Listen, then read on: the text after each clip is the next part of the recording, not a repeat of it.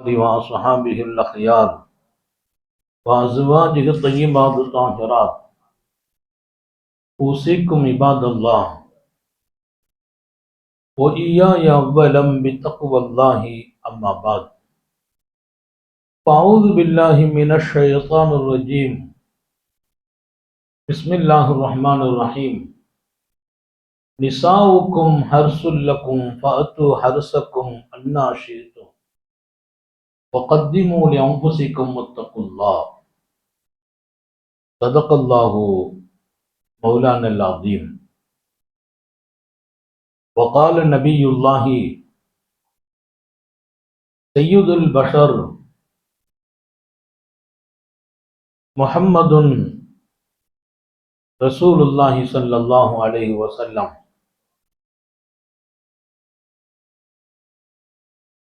خيركم خيركم لأهله وأنا خيركم لأهلي صدق نبي الله صلى الله عليه وسلم. எல்லாம் வல்ல அல்லாஹுவின் அன்பும் மேலான கருணையும் நமக்கெல்லாம் வந்து சேரட்டுமாக. நமது உயிரினும் மேலான கண்மணி நபிகள் நாயகம் ஸல்லல்லாஹு அலைஹி வஸல்லம் அவர்களின் அன்பையும் ஷஃபாஅத்தையும் பெறுவதற்கு அல்லாஹ் நம் எல்லோருக்கும் தௌஃபீக் செய்வானாக. வல்ல ரஹ்மான் நமக்கும் நம்முடைய பெற்றோர், மனைவி, மக்கள், குடும்பத்தார் யாவருக்கும் உயிர் உள்ள வரையிலும் உடல் சுகத்தை நசீபாக்கி தருவானா. மருத்துவமனை கஷ்டம், அதன் சிரமம், செலவுகளிலிருந்து நிரந்தரமான பாதுகாப்பை அல்லாஹ் நம் எல்லோருக்கும் கொடுத்தருள் புரிவானா. வானம் பூமியினுடைய ஆபத்துகளை விட்டும், முசீபத்துகளை விட்டும், கெட்ட முடிவுகளை விட்டும் நம்மையும் நம் குடும்பத்தையும் பாதுகாத்து அருள் புரிவானாக. அவனுடைய படைப்புகளின் தீங்குகள் அனைத்திலிருந்தும் நம்மையும் நம் சமூகத்தையும் காத்தருள் புரிவானாக. அல்லாஹுவின் மகத்தான பேரருளால் உத்தம நபி ஸல்லல்லாஹு அலைஹி வஸல்லம் அவர்களின் உயர்வான பரிசுத்தமான வாழ்க்கை, புனிதமான அறிவுரைகள், இந்த சமூகத்தை சீர்திருத்துகிற உயரிய பண்புகள், இவைகளையெல்லாம் எல்லா காலத்திலும் நினைவு கூறுகிற போது நம்முடைய வாழ்க்கை ரொம்பவே உயர்வாகவும் ஒளிமயமாகவும் ஆகிவிடுகிறது. ஒரு மாடல் இல்லாமல் வாழ முடியாது. நமக்குண்டு ஒரு மாடல், எப்படி வாழ்றது, வாழ்வது எப்படி அப்படின்னா புத்தகத்தை பார்த்து வாழ்றது இல்லை. சமையல் செய்வது எப்படின்னு புத்தகத்தை படிச்சு சமையல் செய்து அந்த சமையல் அப்படிதான் இருக்கும். அது அப்படிதான் இருக்கும். அவசர சமையலா போயிடும். அதற்கென்று ஒரு தயாரிப்பு, திட்டம், ஒரு முன்மாதிரி. நபிகள் நாயகம் ஸல்லல்லாஹு அலைஹி வஸல்லத்தின் வாழ்க்கை என்பது நமது முன்மாதிரியாக, ஒரு பெரிய திட்டமாக, எடுத்து நடக்கக்கூடிய மிகப்பெரிய ஒரு இடமாக சமூகம் எப்போது ஆக்கி கொள்கிறதோ அப்போது நாம் எல்லா நிலையிலும் கண்ணியமாக வாழ்கிறோம். வாழ்க்கையில கண்ணியம் ரொம்ப முக்கியம். கண்ணியங்கிறது அல்லாஹ் விரும்புறவர்களுக்கு கொடுக்கிறான். கண்ணியத்தை மக்களா கொடுக்கணும். கேட்டு பெறுவதல்ல கண்ணியம். மரியாதையும் கண்ணியமும் கேட்டு பெறுறதில்லை, சில இடங்கள்ல கொடுத்து பெறுறது. கண்ணியம் கொடுத்தா கண்ணியம் கிடைக்கும், மரியாதை கொடுத்தா மரியாதை கிடைக்கும். கண்ணியமும் மரியாதையும் கேட்டு பெறுவதல்ல. அதே போலதான் அன்பும் கேட்டு பெறுவதல்ல. அன்பு கொடுத்தால் அன்பு கிடைக்கும், அன்பு காட்டினால் அன்பு காட்டப்படுவோம். எனவே இந்த வாழ்க்கை என்பது ஒரு கண்ணியமான வாழ்க்கை. அந்த கண்ணியமான வாழ்க்கையை நாம் எடுப்பதற்கும், அந்த கண்ணியமான வாழ்க்கையில் நாம் வாழ்வதற்கும் ரொம்ப முன்மாதிரி நபிகள் நாயகம் ஸல்லல்லாஹு அலைஹி வஸல்லம். எந்த இடத்திலையுமே நம்ம சோட போயிட மாட்டோம். எந்த துறையில நீங்க கால் வைத்தாலும் அங்கெல்லாம் அதற்கு வழிகாட்டுகிற ஒரு அருமையான வாழ்க்கை நபி பெருமானார் ஸல்லல்லாஹு அலைஹி வஸல்லம் இடத்துல இருக்கு. எல்லா இடத்திலையுமே நம்ம ஜெயிக்கிறோம். இன்றைக்கு ஒரு அருமையான தலைப்பில இங்கே பேச வேண்டிய காலமாக இது அமைந்திருக்கிறது.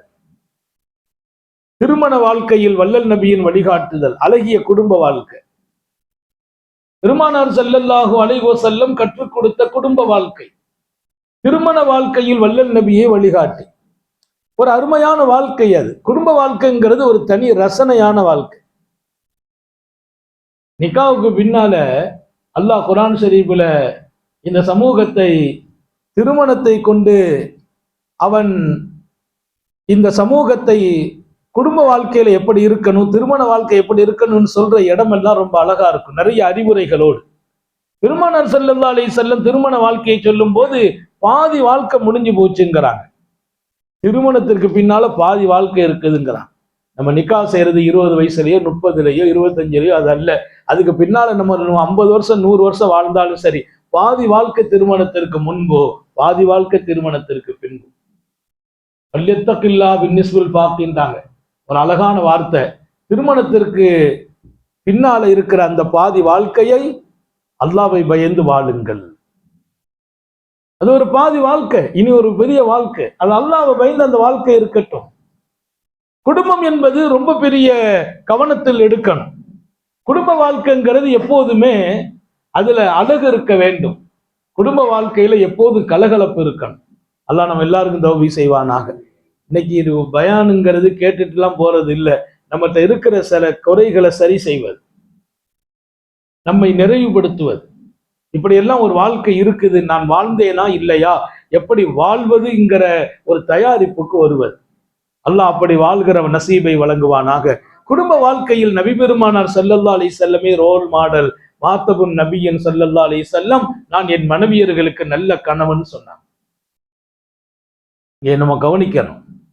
பெருமானார் சொல்ல வேண்டிய வார்த்தை, அல்லாஹ்வுக்கு முன்னால் மிகச்சிறந்த மனிதர் என்ற அங்கீகாரம், சமுதாயத்திலே மிகச்சிறந்த மனிதராக, நண்பர்களால் போற்றப்படுகிற ஒரு நல்ல நண்பராக, ஒரு சிறந்த தலைவராக, சிறந்த வழிகாட்டியாக, உலகமே திரும்பி பார்க்கிற ஒரு மாமனிதராக, போர்க்களத்தினுடைய மிகச்சிறந்த ஒரு தளபதி. எல்லா இடத்திலும் பெருமானார் கால் வைக்கிறாங்க. போர்க்களமா தளபதியாகிறார்கள், சமூகமா தலைவராகிறார்கள், நண்பர்களா மிகச்சிறந்த ஒரு நண்பராக, குடும்பமா மிகச்சிறந்த குடும்ப தலைவராக, எல்லா இடத்திலும் அந்த நன்மதிப்பை பாதுகாக்கிறாங்க. ஆனா பிரசனலா சொல்றாங்க, என் மனைவிக்கு நான் நல்ல கணவன். என்ன காரணம்? நிறைய பெரிய பெரிய பொறுப்புகளில் இருக்கிறவர்கள், சமூக அந்தஸ்தில் இருக்கிறவர்கள் வீட்டுல சரியா நடக்கிறது இல்லை. பெரிய பொறுப்புல இருப்பாங்க, சமூக அந்தஸ்துல இருப்பாங்க, சமுதாயம் போற்றுகின்ற மனிதராக இருப்பாங்க, அவர் ஒரு பெரிய நிர்வாகத்தின் தலைவராக இருப்பார், ஒரு கம்பெனியினுடைய மேனேஜர் டைரக்டரா இருப்பார், எல்லாமே இருக்கும். ஆனா வீட்டுல போய் பார்த்தால் அங்கே ஒரு அழகிய வாழ்க்கை இருக்காது. அனைத்தையும் அணைந்து கொண்ட அண்ணல் பெருமான் ஸல்லல்லாஹு அலைஹி வஸல்லம் நான் என் மனைவியர்களுக்கு நல்ல கணவன் சொல்வதோடு நிறுத்தவில்லை. உங்களில் சிறந்தவர் தன் மனைவியர்களுக்கு நல்ல கணவராக இருப்பவரே சிறந்தவர். ஹைருக்கும் ஹைருக்கும் லிஅஹ்லிஹி, உங்களில் சிறந்தவர் தன் மனைவிக்கு கணவனாக நல்ல கணவனாக இருக்கணும்னாங்க. அல்லாஹ் நமக்கு அந்த நசீபை வழங்குவானாக. உங்களில் சிறந்தவர், ஊர்ல எல்லாருமே நல்ல பேர் கொடுத்துட்டாங்க. முத்தவள்ளி நல்ல முத்தவள்ளி, ஜமாத்துல கேட்டா நல்ல மனிதர், அவரை மாதிரிலாம் ஒரு ஆள் இல்லை. ஆபீஸ்ல போய் கேட்டா எங்க முதலாளி மாதிரி ஒரு ஆள் இல்லை. எல்லாரும் நல்ல பேர் கொடுத்துட்டாங்க. ஆனா அந்த பேர் வீட்டுல வாங்குங்கள் என்றார்கள் மாநபி ஸல்லல்லாஹு அலைஹி வஸல்லம். என்ன வீட்டுல அவ்வளவு சீக்கிரமா கிடைக்காது. நண்பர்கள்ட்ட நல்ல பேர் வாங்கிடலாம், சும்மா ஒரு 10 நிமிஷம் பழகிற நல்ல பேர் கிடைக்கும். ஒருத்தரோட பஸ்ல பயணம் செய்தோம், கொஞ்சம் அவர் நிக்கிறாரு, சீட்டு இல்லை, நாம கொஞ்சம் எழுந்திருச்சு அவருக்கு சீட்டு கொடுத்தோம். அவர் இல்ல இல்ல உட்காருங்க பாய், உட்கார்ந்தாரு. ரொம்ப ஒரு போய் இறங்குற வரைக்கும் பாராட்டு தான். இப்படி பாய்மார்களமா நல்ல மனுஷன் நான் பார்க்கலன்னாரு. ஏன்னா நம்ம நின்றுட்டு அவருக்கு சீட்டு கொடுத்ததுனால அந்த நல்ல பேர் சீக்கிரத்துல வாங்கிட்டோம். உலகத்துல இப்படி பல இடங்கள்ல நல்ல பேரை சம்பாதிச்சிருக்கோம். வீட்டுல வாங்கணும்னாங்க ஸல்லல்லாஹு அலைஹி வஸல்லம்.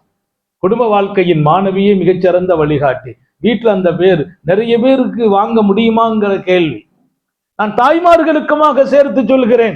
குடும்பத்தில நல்ல பேர் வாங்கணும். அதை ரசூல் இப்படி ஒரு வார்த்தை சொல்லுவாங்க, உன் மனைவி யாரு தெரியுமா? காலமெல்லாம் அவங்க என்ன கேட்டா நீ வாங்கி கொடுத்து, அவங்க எதை விருப்பப்படுறாங்களோ எல்லாத்தையும் நீ செய்கிறாய். கேட்டதெல்லாம் வாங்கி கொடுக்கிறாய், விருப்பப்பட்டதெல்லாம் செய்கிறாய். அவன் சந்தோஷப்படுற எல்லா இடத்திலும் இருக்கிறாய். ஒரு நாள் ஏதாவது ஒரு பொருளை கேட்பாங்க, அன்னைக்கு உனக்கு வேலை இருக்கும், அவசரம் இருக்கும், அப்போ உனக்கு வாங்கி கொடுக்க டைம் இருக்காது, அப்ப நீ மிஸ் பண்ணிடுவ. அப்ப அந்த அம்மா சொல்லும், ஆராய்த்தோ கயிறம் என்க கத்து, கல்யாணம் முடிச்சதுல இருந்து ஒரு பிரயோஜனம் உங்கள்கிட்ட இல்லைன்னு சொல்லி, உன்னை கல்யாணம் முடிச்ச நாள்ல இருந்து இன்ன வரைக்கும் ஒரு நல்லது கூட நான் கண்டது இல்லையே. இந்த வார்த்தையே ரசூல் சொல்றாங்க. பெருமானார் எவ்வளவு உயர்ந்தவர்கள், அவர்கள் நாவில் ஒரு வார்த்தை வந்தால் எவ்வளவு பெரிய வார்த்தை. நம்ம தாய்மார்கள்லாம் யோசிக்கிறாங்க, நாங்கெல்லாம் அப்படி ஆள் இல்லைங்கிறாங்க சீதவிகள். நபி பெருமானார் சொன்ன வார்த்தை மாராய்த்து ஹைரம் என்க கத்துன்னாங்களாம். உன்னை வாழ்க்கப்பட்ட காலம் முதல் எந்த நலவும் உன்னிடத்திலிருந்து நான் அடையவில்லை என்பால், எப்போது கேட்டதையெல்லாம் கொடுத்தோம், விருப்பப்படியெல்லாம் வாழ்ந்தோம், என்ன சொன்னாலும் அவங்கள சந்தோஷப்படுத்தி இருக்கோம். ஆனா ஒரு தடவை அர்ஜென்ட் நமக்கு இருக்கும் இல்லையா, அவசரமா போறோம், அன்னைக்கு அவங்க வார்த்தைக்கு கொஞ்சம் ரெஸ்பான்ஸ் நம்ம கொடுக்கலன்னா அன்னைக்கு உடனே சொல்லிடுவாங்க, உன்னை கல்யாணம் முடிச்சு என்ன பிரயோஜனம், ஒன்னையும் கண்டது இல்லை அப்படின்வாங்க. அந்த ஹைருன்னு வார்த்தையை சொல்றாங்க. எந்த ஹைரும் எந்த நலவையும் காணவில்லை உன்னிடத்தில் என்று சொல்வாலே அந்த மனைவி உன்னை ஹைரானவள் என்று சொல்ல வேண்டும், நலவானவர் என்று சொல்ல வேண்டும். எவ்வளவு போராடணும் வாழ்க்கையில ஜெயிக்கிறதுக்கு கூட சீக்கிரமா போராடி ஜெயிச்சிடலாம். பொஞ்சாட்டி நல்ல பேர் வாங்குறது ரொம்ப போராடணும், லைஃப் பூரா போராடணும், கடைசி வரைக்கும் போராடினாலும் சக்கராத்துல கூட அந்த பெயரை தக்க வைக்கணும். அல்லாஹ் உங்களுக்கு எனக்கு தௌஃபீக் செய்வானாக. இங்கே நமக்கு ஒரு பாடம். பெருமானா பெண்களை குறை சொல்லவில்லை, நமக்கு ஒரு பாடம். அவ்வளவு எளிமையான வாழ்க்கை. ஒரு பெண்ணுடைய மனநிலை அப்படிதான் இருக்கும். எல்லாமே செய்தாலும் உடனே அதை தூக்கி இது பண்ணிடுவாங்க. நான் நரகத்துக்கு போனேன்னு நாங்க பெருமானார் நரகத்தை பார்த்தேன். பெருமானார் ஸல்லல்லாஹு சொல்ற ஹதீஸ் இமாம் புகாரி பதிவு செய்கிறார். நரகத்துக்கு போன நரகத்தை பார்த்தேன். உலகத்துல நரகத்தை எல்லாம் போய் பார்த்துட்டு வந்த மனுஷங்க கிடையாது. சொர்க்கத்தை பார்த்தேன், நரகத்தை பார்த்தேன் நாங்க ரசூல் ஸல்லல்லாஹு அலைஹி வஸல்லம். நரகத்தில் நிறைய பெண்கள் இருந்தார்கள். நாங்க உங்களதான் நிறைய பேர் நரகத்துல பார்த்தேன். யாரு? பெருமானார் ஓப்பனாட்டே சொல்றாங்க. பார்த்துட்டு வந்து நரகத்துக்கு போய் பார்த்தா நிறைய பெண்கள் தான் இருக்கிறாங்க. இந்த பொம்பளைங்களுக்கு கஷ்டமா போச்சு. அவங்க உடனே கேட்டாங்களாம், யார ரசூலல்லாஹ், ஏன் நாங்க மட்டும் அதிகமா இருக்கிறோம், ஆம்பளைங்க எல்லாம் அங்க வரலையான்னு கேட்டாங்க. இந்த ஆட்கள் எல்லாம் அங்க ஒருத்தர் நரகத்துல இல்லையா? நரகத்துல பூரா பெண்கள் தான் அதிகம் என்றார்கள். ஆண்கள் வரலங்கல்ல, நீங்கள் தான் அதிகமாக நரகத்தில் இருந்தீர்கள். உத்தம நபிகள் ஸல்லல்லாஹு அலைஹி வஸல்லம் அந்த வார்த்தையை சொன்ன போது உடனே பெண்கள் கேட்கிறாங்க, சீதேவிகள் பயந்து போய், யார ரசூலல்லாஹ், ஏன் நாங்கள் அதிகமா நரகத்துக்கு போனதாக அங்க இருக்கிறதுக்கு காரணம்? பெருமானார் ஸல்லல்லாஹு 2 காரணம் சொன்னாங்க. அந்த 2 காரணத்தையும் நம்ம வீட்டு பெண்கள் தவிர்க்க வேண்டும். அல்லாஹ் தௌஃபீக் செய்வானாக. 2 காரணம். அதிகமான பெண்கள் நரகத்திற்கு வந்தார்கள் என்பதற்கு மாணவி சொன்ன 2 காரணம். ஒண்ணு, நீங்கள் அதிகமாக சாபமிடுகிறீர்கள் என்றார்கள். பெண்கள்ட்ட என்ன பழக்கம் இருக்குது? சாபமிடும் பழக்கம். ஏதாச்சும் ஒன்னா உடனே வார்த்தையை விட்டுறது, நீ ஒரு காலமும் நல்லா இருக்க மாட்ட. சாபம் அது பெண்களே உங்களிடத்தில் இருக்கிறது. நீ அப்படி ஆயிடுவ, இப்படி ஆயிடுவ. கொஞ்சம் நம்ம அவங்களுக்கு கோணலாம் நம்ம இல்ல, பிள்ளைங்க பேசினா கூட பிள்ளைங்களுக்கு கூட சாபம் விட்டுருவாங்க. பெண்கள்கிட்ட இருக்கிற விலகீனம். பெருமானார் சொன்னாங்க, உங்கள் பிள்ளைகளை சாபமிடாதீர்கள், உங்கள் பிள்ளைகளை திட்டாதீர்கள். ஏன்? நீங்கள் சாபமிடும் நேரம் அல்லாஹ் இடத்தில் கபூலாகும் நேரமா இருந்தால் உங்க பிள்ளைகளினுடைய அழிவுக்கு நீங்களே காரணம். பிள்ளைகளை பார்த்து சாபம் இடுறீங்க, நீ நாசமா போயிடுவேன்னு சொன்ன, உன் புள்ள உன் வாயில உனக்கு கோபத்துல சொல்லிட்ட, அந்த நேரம் அல்லாஹ்ட்ட கபூல் ஆகுமையானால் உன் பிள்ளையின் நாசத்திற்கு நீயே காரணம். எல்லாம் நம்ம எல்லாரையும் பாதுகாக்கணும். ஆனா பெண்கள் வாயில சீக்கிரமா சாப வார்த்தைகள் வெளிப்படுகிறது. நம்ம ஒன்றும் ரொம்ப சுத்தமான ஆட்களாலாம் இல்லை, நம்ம வாயிலே அப்பப்போ வந்துடுதான்னு செய்யுது. சாபத்துக்குரிய வார்த்தைகள் ஆண்களும் யூஸ் பண்ணிடுறாங்க. ஆனா பெண்களை நரகத்தில் பார்த்ததற்கு மாணவி சொன்ன 2 காரணங்களில் ஒன்று, நீங்கள் நிறைய சாபம் இடுகிறீர்கள். அல்லாஹ் அப்படி நிலையிலிருந்து நம்ம வீட்டு பெண்களை பாதுகாப்பானாங்க. ஏன்னா இங்கே குறை பார்க்கிறதுக்கு இல்லை, பெருமானார் சொல்றாங்க நம்ம சரியாகணும்.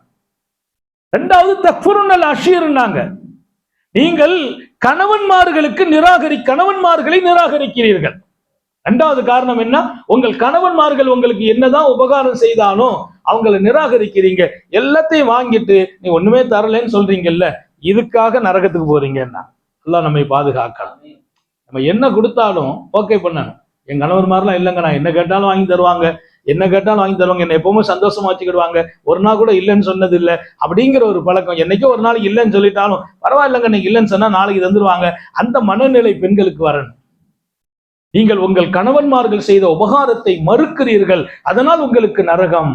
நான் பார்த்தேன், நரகம்னு செய்தி சொல்லல, நேரடியா பார்த்துட்டு வந்து காரணத்தை விளக்குறார்கள் நபி பெருமானார். அப்ப இங்கே நான் சொன்னேன், பெண்கள் அவ்வளவு சீக்கிரமாக நம்ம என்ன கொடுத்தாலும் அதை நிராகரிக்கிற தன்மை இருக்குது. நிராகரிக்கிற தன்மைன்னா அவங்க கேட்கும் போதெல்லாம் கொடுத்துக்கிட்டு இருக்கணும், அவங்க விரும்பும் போதெல்லாம் சந்தோஷப்படுத்திக்கிட்டே இருக்கணும். என்னைக்கும் நம்ம சூழல் முடியாம போனா கூட அவங்க அதை ஏத்துக்கிற மனநிலை இருக்காது. அப்படிப்பட்ட பெண்களாலும் நீங்கள் நல்ல கணவன் என்று பெயர் வாங்க வேண்டும் அப்படின்னு சொன்னது இல்ல, என் மனைவியர்களுக்கு நான் நல்ல கணவன் சொன்னான். அதான் மிக முக்கியமான இடம். என் மனைவியர்களுக்கு நல்ல கணவன். பெருமானாரை விட பிஸியான ஆள் நம்ம இருக்கோமா? நம்ம நிறைய நேரத்துல சொல்லுவோம், ரொம்ப பிஸியா இருக்கேன். சில பேர் ஒய்ஃப்கிட்ட பேசுன்னா நேரம் கிடைக்காது. நான் இப்ப பிஸியா இருக்கேன், பிறகு பேசுங்க. இப்ப நான் தூங்குறேன், பிறகு பேசு. இப்ப நான் சாப்பிட போறேன், இப்ப ஒரு ஃபங்க்ஷன்ல இருக்கேன். அவங்கள்ட்ட நம்ம டைம் கொடுக்கறதே இல்லை. ஆனா ஒரு நல்ல கணவன் மனைவியோடு நேரம் கொடுக்க வேண்டும். அல்லாஹ் உங்களுக்கு எனக்கு தோபி செய்வாங்க. இன்னைக்கு நேரம் கொடுக்கறதுக்கெல்லாம் ரொம்ப பலகீனம். வீட்டுல கூட ஒன்னா இருக்கிறாங்களே, நேரம் கொடுக்குறாங்களா இல்ல. அந்த அம்மா ஒரு செல்போன் வச்சிருக்கு, இவர் ஒரு மொபைல் வச்சிருக்கிறார். ராத்திரி 10 மணிக்கு பின்னால வீட்டுலதான் இருக்கிறோம் பொஞ்சாரியோட. எங்கெங்க இருக்கிறீங்க? பொஞ்சாரி 2 மணி வரைக்கும் ஏதோ மொபைல் பார்த்துட்டு இருக்கா, இவர் 2 மணி வரைக்கும் ஏதோ மொபைல் பார்க்கிறார். புள்ள பக்கத்துல படுந்து அவன் வேற ஒரு மொபைலை பார்த்துக்கிட்டு இருக்கான். ஆக டோட்டலா பேசுறது, பழகிறது, கலகலப்பு, மகிழ்ச்சி, இன்ப துன்பம், பகிர்வது ஒண்ணுமே இல்லாம போயிட்டு. பேசுங்கள், நேரம் கொடுங்கள். நபிகள் நாயகம் ஸல்லல்லாஹு அலைஹி வஸல்லம் அன்னை ஆயிஷா இடத்திலே சொல்கிறார்கள், ஆயிஷா நீங்கள் பேசுங்கள், நான் கேட்க வேண்டும். எவ்வளவு பெரிய வாழ்க்கை. மனைவி பேசு, கணவன் கேட்க. அன்னைக்கு ஒரு அம்மா சொல்லுது, எங்க வீட்டுக்காரருக்கு துவா செய்யுங்க, பேசுறதே இல்லை. என்னம்மா கல்யாணம் முடிச்சது இருந்தா இப்படி? அது இல்லை, கல்யாணம் முடிக்கிறதுக்கு முந்தி டெய்லி 3 மணி நேரம் பேசினார். கல்யாணம் முடிக்கிறதுக்கு முந்தி எதுக்கு பேசுறாரு? கல்யாணத்துக்கு முந்தி 3 மணி நேரம் பேசுறாராம் டெய்லி.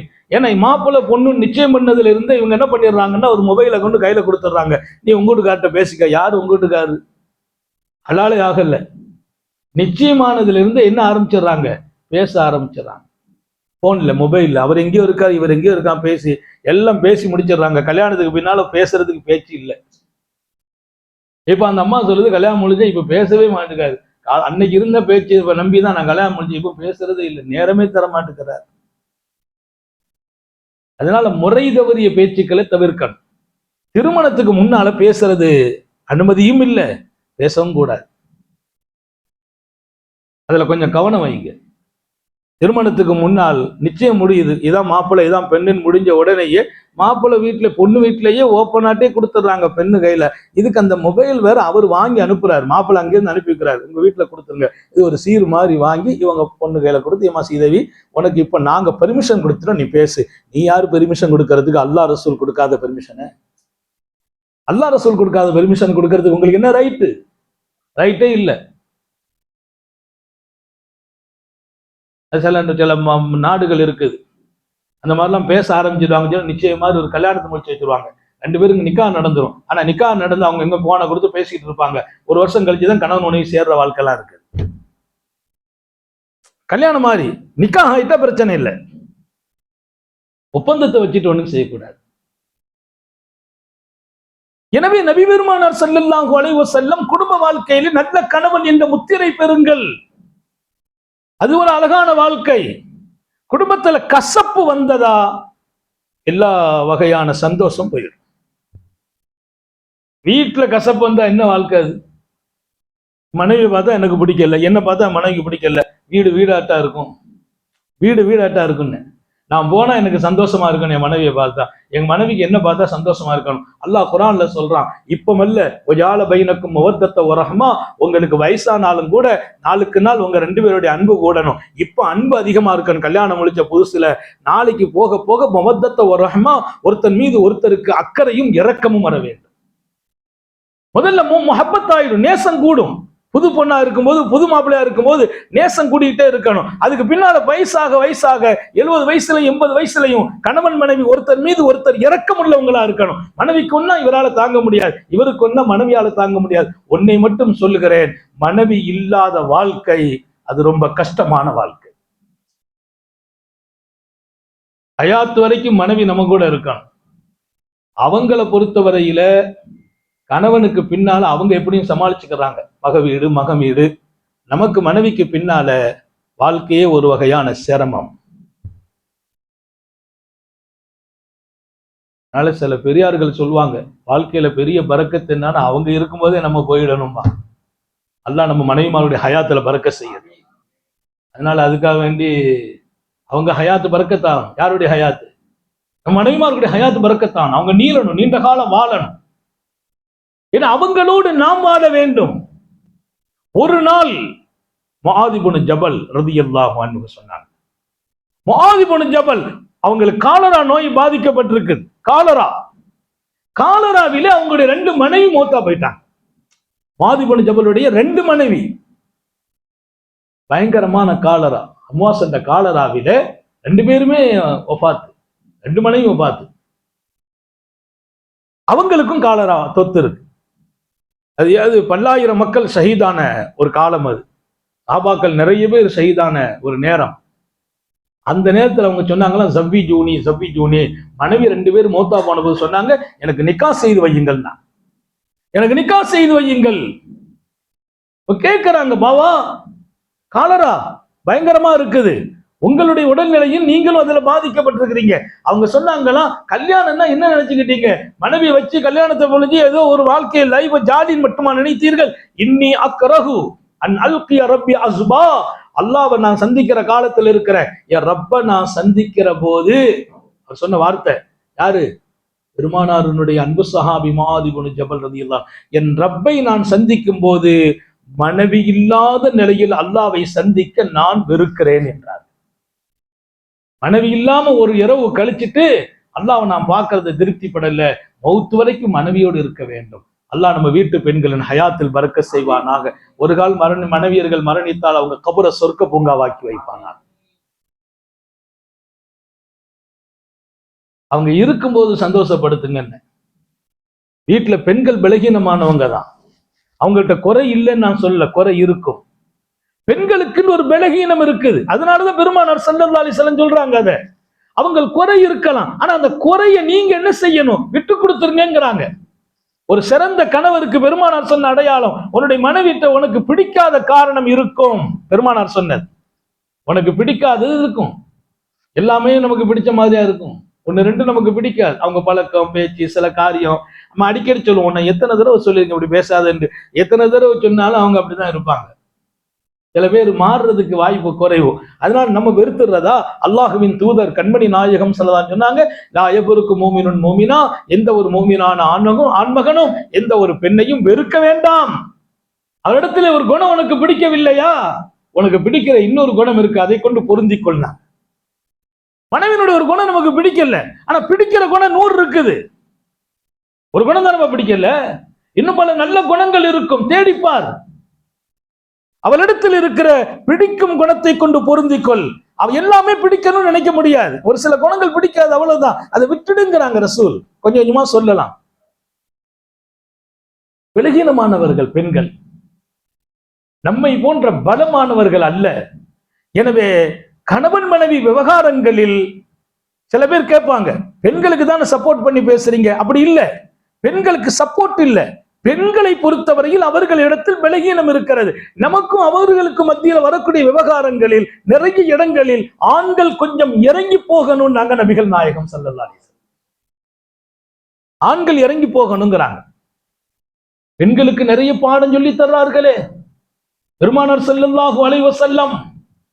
8 சொர்க்கமும் ஒரு பெண்ணுக்காக, 8 சொர்க்கமும் ஒரு பெண்ணுக்காக திறந்திருக்கிறது. 8 சொர்க்கமும் ஒரு பெண்ணுக்காக திறந்திருக்கிறது. அதன் கதவுகள் அந்த பெண்ணை வா என்று அழைக்கிறது. எந்த பெண் தன் கணவனை திருப்திப்படுத்தினாலோ, கணவன் ஏறிட்டு பார்த்தால் சந்தோஷம் கொடுத்தாலோ, கணவன் ஏறிட்டு பார்த்தால் சந்தோஷம் கொடுக்கிறார், கணவன் சொன்னால் கட்டுப்படுகிறாள், அவன் இல்லாத நேரத்தில் அவன் மானத்தையும் சொத்தையும் பாதுகாக்கிறாள். இல்லாத நேரத்தில் உமர் ரலியல்லாஹு அன்ஹு சொன்னாங்க, மனைவியெல்லாம் நான் குறை சொல்ல விரும்பல, காரணம் அவள் என் வீட்டுக்கு வந்த பின்னால் எங்கள் வீட்டினுடைய எப்படிப்பட்ட பெண்ணாக இருந்தால், ராஜ குடும்பத்தில் வாழ்ந்த அந்த பெண் எங்க வீட்டுக்கு வந்த பின்னால் என் வீட்டு வேலைக்காரியாக மாறினாள், சமையல்காரியாக மாறினாள், என் துணியை துவைத்துக் கொடுக்கக்கூடிய ஒரு பெண்ணாக மாறினாள், என் துணியை துவைத்துக் கொடுக்கும் பெண்ணாக, எங்களுக்கு உணவு சமைக்கும் சமையல்காரியாக, எங்கள் வீட்டு பணிகளை செய்யும் ஒரு வேலைக்காரியாக தன்னை மாற்றிக்கொண்டாள். அவள் பாரம்பரியம் மகத்தானது, மிகப்பெரியது. உயர்ந்த குடும்பத்தில் பிறந்த அந்த பெண்ணும் வீட்டுக்கு வந்து அவங்க எப்படி மாறிக்கிட்டாங்க? ரசூலுல்லாஹி ஸல்லல்லாஹு அலைஹி வஸல்லத்தை நோக்கி வானவருக்கோமான் ஜிப்ரீல் அலைஹிஸ்ஸலாம் வர்றாங்க. யா ரசூலல்லாஹ், அல்லாஹ் என்னை அனுப்பினான். என்ன அல்லாஹ் சலாம் சொல்லி அனுப்புனா? கதீஜா நாயிக்கு அல்லாஹ் சலாம் சொன்னான். யாருக்கு சலாம்? கதீஜா நாயி. பெண்களும் பெருச்சுக்கு பாடம் பெறணும், பெண்களும் பாடம் பெறணும். எப்பவுமே ஹஜ்ரத் பெண்களுக்கு தான் சப்போர்ட்டா பேசுறாங்க அப்படிங்கிறது இல்ல. பெண்களுக்கும் பாடம் இருக்குது. நீங்களும் உங்களை மாற்றணும், உங்களுக்கான உயர்நிலைகளை நோக்கணும், கணவனின் திருப்தியை பெற வேண்டும், கணவனின் சந்தோஷத்தை பெற வேண்டும். அதற்கு உமர் ரலியல்லாஹு அன்ஹு சொன்னதை போல் கணவனின் வீட்டுக்கு வேலைக்காரியாக, சமையல்காரியாக, துணி துவைத்து கொடுப்பவளாக அவள் ஆகிறாள் என்று பெருமைப்படுகிறார்களே, அந்த இடத்திலும் நீங்கள் இருக்க வேண்டும். அதே சமயம் ஆண்களை பொறுத்தவரையில் உன் மனைவி பலகீனமானவள், துணி துவைக்க சில நேரத்தில் துவைக்காமல் இருப்பாள், அதனால் துவைக்க கட்டாயப்படுத்தாதே, வேலை செய்யவில்லை கட்டாயப்படுத்தாதே. எந்த அளவிற்கு மார்க்கம் சொன்னது? நீ பெத்த உன் குழந்தைக்கு பால் கொடுக்கறதுக்கு கூட எனக்கு காசு கொடுத்தா தான் பால் கொடுப்பேன்னு சொன்னா நீ காசு கொடுக்கணும், மார்க்கம் சொல்லுது. அதுல இந்த செய்தியெல்லாம் சொல்லிட்டு போயிடாதீங்க, படாப்படுத்திடுவாங்க. இந்த செய்தியெல்லாம் நீங்க சொன்னா நிலைமை என்ன ஆகும்?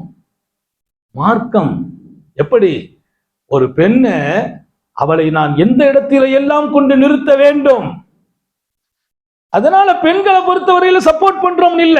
நிறைய பேர் நினைக்கிறாங்க ஆண்கள் ஆக்கிரம் பண்றாங்க, அதிகாரம் பண்றாங்க, ஆண்களை பெண்கள் அடக்குறாங்க, ஒடுக்குறாங்க. அதெல்லாம் சரி, பெண்களை அப்பப்போ பாடம் படிச்சு கொடுத்து திருத்திக்கிற வேண்டும். ஆனா பலகீனமானவர்களுக்கு முன்னால் நீங்கள் பலசாலிகள், அடக்க நினைக்காதீர்கள் என்றார்கள் நபிகள் நாயகம் ஸல்லல்லாஹு அலைஹி வஸல்லம். கதீஜா நாயகிக்கு அல்லாஹ் சலாம் சொன்னான். தாய்மார்கள் கவனியுங்கள். ஏன் பாருங்கள், எத்தனை பெரிய குடும்பத்தில் பிறந்தவர்கள், எத்தனை பெரிய செல்வ சீமாட்டி. மக்காவுல அம்மா பெரிய பணக்கார பெண், அம்மாவை போல பணக்காரங்க யாரும் இல்லை. மக்காவில் இருக்கிற நிறைய வீட்டினுடைய ஆண்கள் அம்மாவுடைய வேலைப்படியாளர்களாக இருக்கிறாங்க. அம்மாவுடைய வியாபார சரக்கை கொண்டு போய் வித்துட்டு வருவாங்க. கதீஜா முதலாளி, கதீஜாவை வைத்து பல பேருக்கு அல்லாஹ் ரிஸ்க் அளிக்கிறான். அப்படிப்பட்ட பெண் சர்காரை ஆலம் ஸல்லல்லாஹு அலைஹி வஸல்லத்தின் மனைவியாக வந்த போது ஜிப்ரீல் வந்து சொல்கிறார்கள், அல்லாஹ் கதீஜாவுக்கு சலாம் சொன்னான். என்ன பாருங்க, அந்த அம்மா உங்களுக்காக சமைச்சு குடத்தை தூக்கி தண்ணி எடுத்துட்டு வர்றாங்க, சமைச்சிட்டு வர்றாங்க, தண்ணி எடுத்து கொண்டு வர்றாங்க. இந்த காட்சி அல்லாஹ்வுக்கு சந்தோஷம் அளித்து விட்டது. அல்லாஹ் சலாம் சொன்னான், சொல்லுங்கள் கதீஜாவிற்கு சொர்க்கத்தில் அல்லாஹ் ஒரு ஊஞ்சல் செய்து வைத்திருக்கிறான், அம்மா ஆடுவதற்கு சொர்க்கத்தில் ஊஞ்சல்.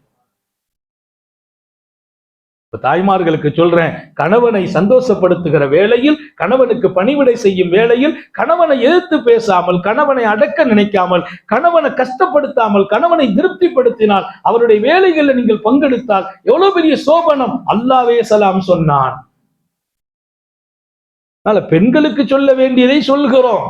ஆனாலும் குடும்ப வாழ்க்கையில் கொஞ்சம் இறங்கி போக வேண்டியது நம்மை சார்ந்த. பெருமானார் ஸல்லல்லாஹு அலைஹி வஸல்லம் போர்க்களத்துக்கு போறாங்க. சாபாக்களோடு அன்பு மனைவி ஆயிஷா நாயை கூட கூட்டு போறாங்க. ஆயிஷா நாயி போறாங்க. பெருமானார் ஆயிஷா நாயோடு போறாங்க. முன்னால தோழர்கள் திடீர்னு சாபாக்களை போங்கங்கிறாங்க. சாபாக்கள் நபி எதிர்பார்த்தும் போவாங்க, நபி எதிர்பார்த்தும் போவாங்க. எல்லாத்தையும் அனுப்பி வைக்கிறாங்க, முற்படுத்துறாங்க. எல்லாரும் வேகமா போயிட்டாங்க. பெருமானார் அப்படியே பின்வாங்குறாங்க. ஆயிஷாவை நிப்பாட்டிட்டாங்க. சாபாக்கள் தூரமா போயிட்டாங்க. சாபாக்களை பொறுத்தவரையில திரும்பி பார்க்கறது அப்படிலாம் இல்லை. ஏன்? ரசூல் போக சொல்லிட்டாங்க. பெருமானாரை விட்டுட்டு போறது இல்லை. பெருமானார் தான் கைடு பண்ணுவாங்க, வழிகாட்டுவாங்க. அண்ணெல்லாரும் முன்படுத்துறாங்க, சாபாக்களை போங்க போங்கன்றா. எல்லாரும் போறாங்க. பெருமானார் நின்றுட்டாங்க. ஆயிஷா நாய் ரசூல் ஆயிஷாட்ட ரசூல் சொல்றாங்க, ஆயிஷா நான் எல்லாத்தையும் கொஞ்சம் முந்தி போக சொல்லிட்டேன். என்ன நாயகமே, நம்ம ரெண்டு பேரும் கொஞ்சம் ஓட்ட பந்தயம் வைக்குவோமே. என்ன நம்ம ரெண்டு பேரும் ஓட்ட பந்தயம், நீனும் நானும் ஓடுவோம், யார் ஜெயிக்கிறாங்கன்னு பார்ப்போம். யாரு? அல்லாஹுவின் ஹபீப், அல்லாஹுவின் நபி. எத்தனை பெரிய நபி! ஆன்மீகத்தில் அவர்கள் இடத்தை யாரும் பெற முடியுமா? இறை அன்பை அவர்கள் பெற்ற இடத்தில் யாரும் நிற்க முடியுமா? அவர்களின் தியாகம் என்ன, தியானம் என்ன, அவர்களின் உயர்வு என்ன, அவர்களின் மகத்துவம் என்ன, மாண்பு என்ன? தங்களின் அந்தஸ்தையும் புகழையும் உயர்த்தினோம், மிகப்பெரிய இடத்தில் உயர்த்தினோம் என்று அல்லாஹ்வே சொன்னான். அப்படிப்பட்ட நபி இத்தனை அழகாக எல்லாரையும் கொஞ்சம் முன்னால போக வச்சுட்டு ஐஷா கொஞ்சம் கேப்பு கிடைச்சிக்கிட்டு 2 பேரும் ஓடுவோம், பார்ப்போம் யார் ஜெயிக்கிறாங்கன்னு. என்ன நோக்கம்? மனைவியை சந்தோஷப்படுத்துறது. மனைவியை கூட்டு போயிட்டு எல்லாரும் சேர்ந்து போறாங்க, நமக்கு கொஞ்சம் கூட நம்மளோட கொஞ்சம் டைம் கொடுக்கல. ஒவ்வொரு பெண்ணும் எதிர்பார்ப்பாங்க, கணவன் நமக்கு கொஞ்சம் டைம் கொடுக்கணும், நம்மகிட்ட கொஞ்சம் பேசலாமே. சர்க்கார் என்ன செய்யறாங்க? அவங்கள முன்னால போக விட்டுட்டு பின்னால ஆயிஷாவை கூப்பிட்டு ஒரு ஓட்ட பந்தயம் அப்படி ஓடுறாங்க. ஆயிஷாவும் ரசூலும் ஓடுறாங்க, சாபாக்கள் முன்னேறிட்டாங்க, ஓடுறாங்க. ஓடிட்டு அன்னை ஆயிஷா ரலியல்லாஹு அன்ஹா, பெருமானாரும் ஓடினார்கள், நானும் ஓடினேன், நான் ஜெயிச்சிட்டேன். யார் ஜெயிச்சிட்டேங்கிறாங்க? ஆயிஷா.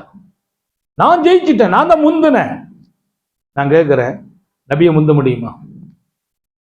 நபியை ஜெயிக்க முடியுமா? சொல்லுங்களேன். பெருமானார், எனக்கு சொர்க்கத்தின் 100 வாலிபர்களின் சக்தி இருக்குதுங்கிறான். எனக்கு 100 சுவர வாலிபரின் சக்தி. ஒரு சொர்க்க வாலிபர் யாரு தெரியுமா? உங்களில் 100 பேரின் சக்தி உடையவர். உங்கள 100 பேருடைய சக்தி ஒரு சொர்க்க வாலிபர். எனக்கு 100 சொர்க்க வாலிபர்.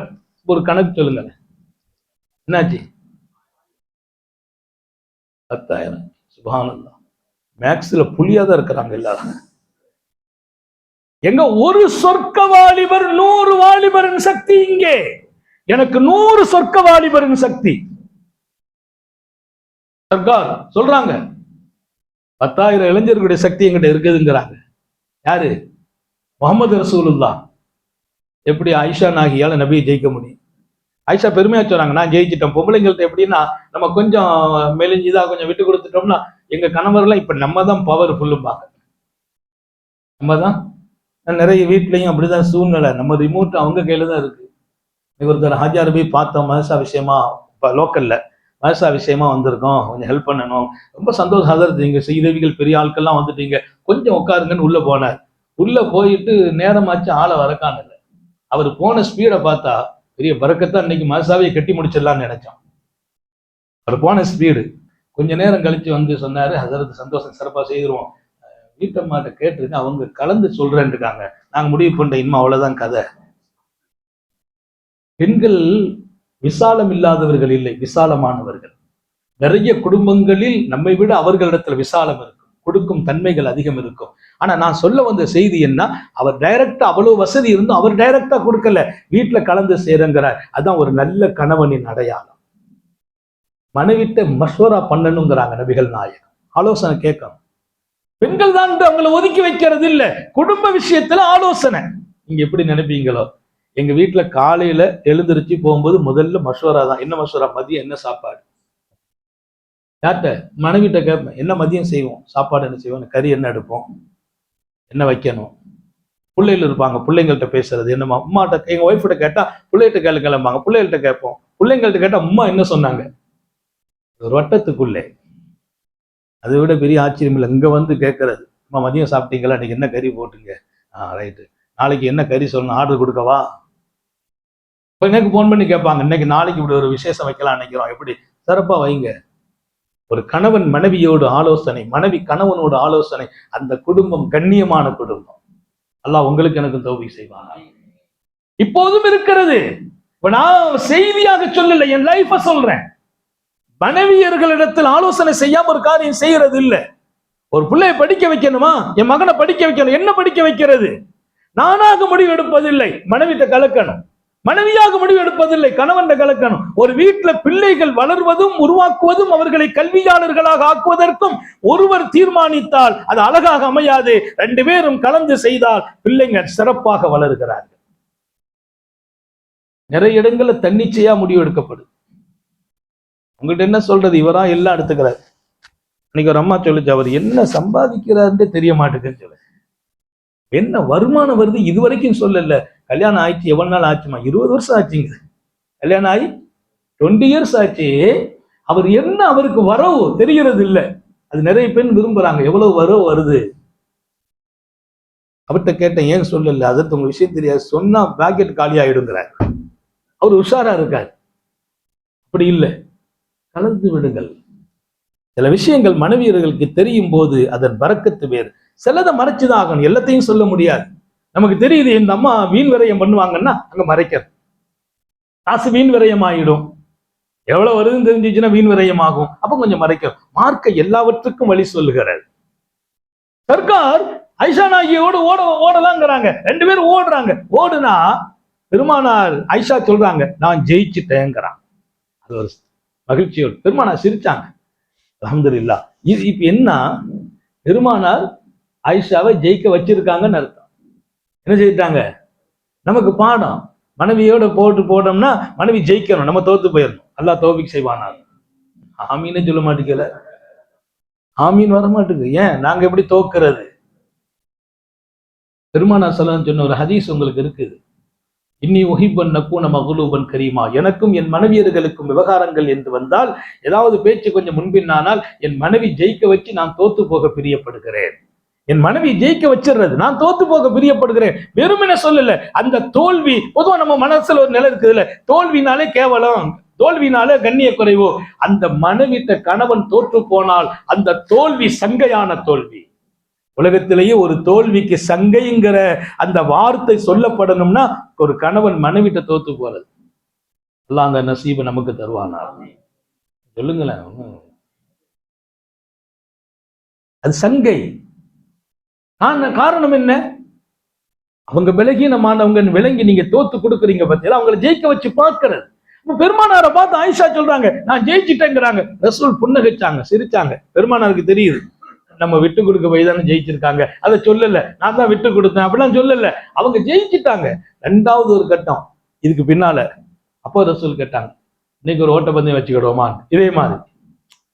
இதே மாதிரி இன்னொரு தடவை ஓட்டப்பந்தயம் வச்சுக்கிடுவோமா? சரின்றாங்க ஐஷா. 2வது ஒரு ஓட்டப்பந்தயம் நடக்குது. யாருக்கு? அண்ணலாருக்கும் ஆயிஷாவிற்கும். அந்த ஓட்டப்பந்தயத்தில் பெருமானார் ஜெயிச்சுட்டாங்க. யார் ஜெயிச்சா? பெருமானார். இதுல 2 விஷயம் இருக்கு. பெருமானார் முதல்ல ஆயிஷா ஜெயிச்சுட்டாங்க, 2வது ரசூல் ஜெயிக்கிறாங்க.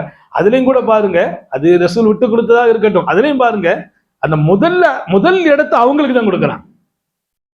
முதல்ல ஜெயிச்சது யாரு தான்? ஆயிஷா. 2வது ஓட்டம் வந்து ரசூல் ஜெயிக்கிறாங்க. சரி, அப்போ பெருமானார் ஆயிஷா ஜெயிக்கும் போது நான் விட்டு கொடுத்த நீ ஜெயிச்சலாம் சொல்லல. ஆயிஷா நாய் ஜெயிச்ச உடனே சொன்னாங்களாம், அன்னைக்கு ஆயிஷா நாய் தோத்துட்டாங்க, இப்ப ரசூல் ஜெயிச்சுட்டாங்க. ஆயிஷா சொன்னாங்களாம், அன்னைக்கு நான் ஜெயிச்சேன், இன்னைக்கும் ஜெயிச்சிருப்பேன். அன்னைக்கு கொஞ்சம் நான் ஒல்லியா இருந்தேன், இன்னைக்கு கொஞ்சம் சதை போட்டுச்சு இல்ல, என்னால ஓட முடியல, ரசூல் ஜெயிச்சுட்டாங்க. பாருங்க, யாரு? ஐஷா சொன்ன வார்த்தை, என்ன கொஞ்சம் சதை போட்டுச்சு, என்னால ஓட முடியல, நபி ஜெயிச்சுட்டாங்க. எங்க ரசூலுல்லாஹ் ஜெயிச்சுட்டாங்க. ஆயிஷாவை குறை சொல்ல வரல, பெண்களுடைய மனநிலை. அப்போதும் பெருமானார் புன்னகையோடு ஏத்துக்கிட்டாங்க. எனக்கு சதை போட்டதால் பெருமானார் ஜெயிக்கிறார்கள். ஆயிஷா நாய் சொன்ன வார்த்தை, நான் கொஞ்சம் கனமாயிட்டேன், ரொம்ப ஓட முடியல, மூச்சு இழைக்குது, ரசூலுல்லாஹ் ஜெயிச்சுட்டாங்க.